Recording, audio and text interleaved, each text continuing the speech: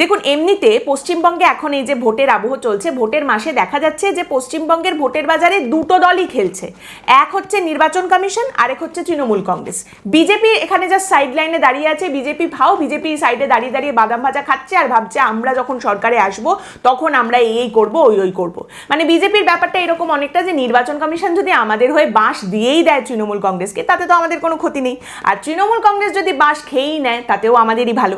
মানে বাঁশ দেওয়া আর খাওয়া এই হিসেবটা চলছে নির্বাচন কমিশন আর তৃণমূল কংগ্রেসের মধ্যে। এখানে বিজেপির কোনো পার্টিসিপেশন নেই। এবার আজ সকাল থেকেই মোটামুটি পরিস্থিতি উত্তপ্ত ছিল।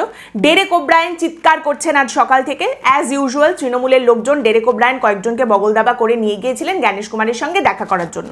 তারপর সেখান থেকে বেরিয়ে এসে ডেরেক ওব্রায়েনের অভিযোগ হচ্ছে যে জ্ঞানেশ কুমার তাদের তাড়িয়ে দিয়েছেন বলে চিৎকার জুড়ে দিয়েছেন ডেরেক ওব্রায়েন। ওদিকে আবার নির্বাচন কমিশনের তরফ থেকে হোয়াটসঅ্যাপ করে সাংবাদিকদের জানানো হচ্ছে যে দেখুন, ওরা ভেতরে এসে তো খুব চিৎকার চেঁচামেচি করছিল। ডেরেক ওব্রায়েন তাতে আরও চিৎকার করে বলছেন যে ভেতরের ফুটেজ আপনি বের করুন, খুল্লা সব আপনি বাইরে নিয়ে আসুন, দেখি কোথায় আমি চিৎকার করেছি।